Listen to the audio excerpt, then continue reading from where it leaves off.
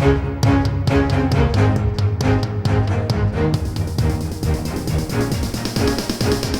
is the Washington Times front page for Wednesday, November 17th, 2021.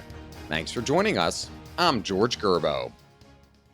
President Biden visited New Hampshire to promote his newly signed $1.2 trillion infrastructure plan, hoping to build back support for endangered congressional Democrats. Standing on an 82-year-old bridge in need of repair, Dave Boyer reports the president promised the new law will make sure democracy delivers for everybody by rebuilding and creating infrastructure such as pipes and broadband internet service. The president also said he's confident the House will pass his long-stalled $1.75 trillion social spending bill this week and that the Senate will approve it within a week after the House vote. Advisors say the bill is vital to helping the president counter a strongly negative political narrative. Biden also this week wrapped up a video conference with Chinese leader Xi Jinping, discussing a wide slate of issues at a moment of growing international concern between the world powers. Guy Taylor reports Biden cautioned the Chinese president that U.S. officials are uneasy about China's growing aggression toward Taiwan. He also raised concerns about China's mistreatment of Muslims and ethnic minorities in Xinjiang province and aggressive policies against Hong Kong and Tibet. Chinese officials praised the outcome of the summit, saying that Biden and Xi had a candid and constructive exchange that sent a strong signal to the world. COVID-19 breakthrough infections are increasing as vaccine effectiveness rates drop below 50% and the winter season fast approaches.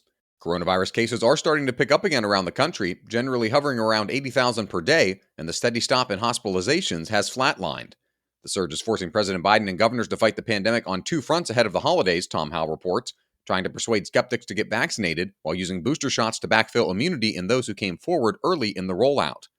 The vaccine's ability to stave off some degree of infection has been a key selling point for the Biden administration, which is pushing mandates on federal workers, contractors, and healthcare workers. The administration is also waging a court battle over its push to require the shots or regular testing at large companies. A reminder that you can find all these stories at WashingtonTimes.com/front page. If you don't have access to the Times yet, you can visit WashingtonTimes.com/George and get 25% off your annual subscription. Public schools across the country have been temporarily closing their doors and canceling classes this holiday season to manage a shortage of substitute teachers. Several schools in the Seattle area canceled classes last Friday, and Maryland's Montgomery County Public Schools will close the day before Thanksgiving, Sean Salai reports. East Point Community Schools in Michigan moved its middle schools back to remote instruction last week, and school systems from California to Texas are offering more money to attract substitute teachers. A scarcity of subs compounds a national labor shortage that has forced businesses to scramble and compete for workers as the economy regains its footing after pandemic-related closures. On Capitol Hill, House Republicans say they'll launch tough oversight investigations of the Biden administration if they take back the majority in 2022. Republicans told our Kerry Pickett that they will launch a series of committee investigations, including digging into the Justice Department, the handling of the COVID-19 pandemic, and the withdrawal of American troops from Afghanistan. And staying on the Hill, Homeland Security Secretary Alejandro Mayorkas graded himself with an A for effort, telling senators he believes the Biden administration is on the right track to solve the crisis at the southern U.S. border. In testimony before the Senate Judiciary Committee, Stephen Dinan reports Mayorkas said it takes time for the results to show along the border, but defended the slow progress.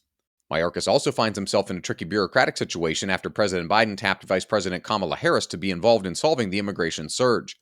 Republicans have called her the border czar, though Mayorkas insisted her role is less about what's happening here and more about trying to solve the flow of people leaving their homes in Central America. Find all today's front page stories at WashingtonTimes.com/front page or on the Washington Times app, and follow us on all of your favorite podcast platforms. Just search Washington Times.